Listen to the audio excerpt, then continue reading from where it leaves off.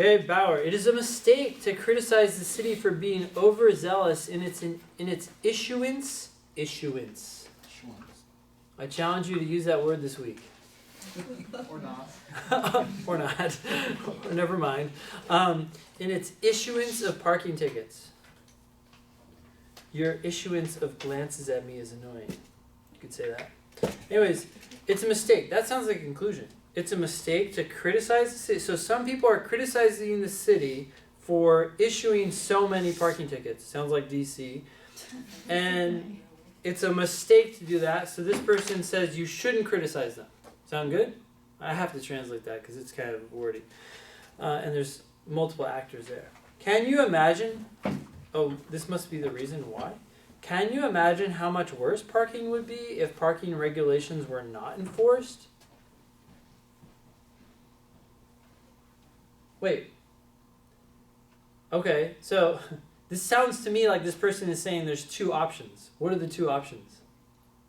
Overzealous parking tickets, or Overzealous. it's going to be so much worse if you don't do it. Or don't do it at all? Yeah. Like if you're criticizing them, like, hey, you guys are issuing too many tickets. Are you saying, I don't think DC should give any tickets? That's weird, right? Like this question is, it's almost like I don't really follow the names of like logical flaws very much, but I think this might fall under that category of like straw man. You know, like you're like building up this like easier case to knock down.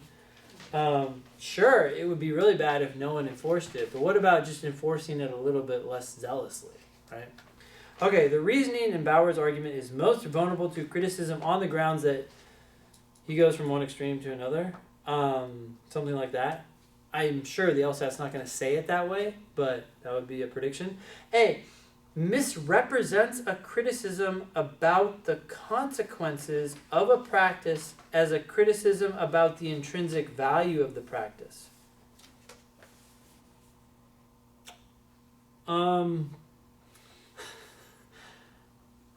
There's part of me that's like, maybe, because like, is there value in not, like, is there value in, it seems like no, but maybe, and I don't want to unpack this. And on the test, right, 4 of these are going to be wrong, so what I'm going to do is I'm not going to cross it out because I can't say, yes, this is wrong. But I'm like, I don't want to unpack this. I don't have time, so I'm going to keep going. That doesn't mean I'm going to cross it out, though. It doesn't mean, I don't have time, so I'm going to cross it out. That would be going too far, right? So I'm just going to leave that open. B, takes for granted that a certain authority should be respected. We never talked about respect, right, of the authority of the city or whatever. C, takes for granted that a particular practice is good simply because it is the way things have traditionally been done. No, we don't know what's been traditionally done, and if anything, this person is assuming that the way things have been done is bad, right? Oh, actually, no, this person is saying it's a mistake to criticize them, but it doesn't say because this is the way things have been done. So that's out. D, confuses the cause of a certain phenomenon for an effect. Confusing what caused the tickets. There's not confusion about what causes them. E, defends the current situation. It's a mistake to criticize. Merely by suggesting its superiority to an implausible alternative. Okay, the person did suggest, can you imagine how much worse? In other words, this situation is superior to what would be the case if they were not enforced, which is an implausible alternative. You think it's implausible? Implausible. I thought that was too strong. Well, they wouldn't be regulations if they weren't like enforced. Okay, so yeah, so you're saying, hey, look, not enforcing parking regulations is plausible. Yeah. Okay, so you don't like this answer, so we walk away from E and we say, okay, this could be correct, but I don't like the word implausible, maybe going too far. So then you got to weigh that problem against another answer choice. What answer choice did you choose? A. Okay, so let's go back to A. Right, so I would feel comfortable with this, and I would pick A or E, not knowing what A is fully saying. But let's go back to A. Misrepresents a criticism. So the criticism is that people are saying that the city is being overzealous. It's issuing too many parking tickets. Is this person Okay, misrepresents a criticism about the consequences of a practice. What are the consequences of this practice? Of overzealously issuing parking tickets or issuing too many parking tickets?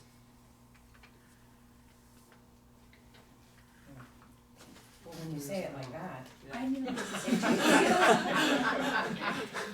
Wait, what? I said, when I read A, I was like, there's no way this even applies to this, what Bauer's saying.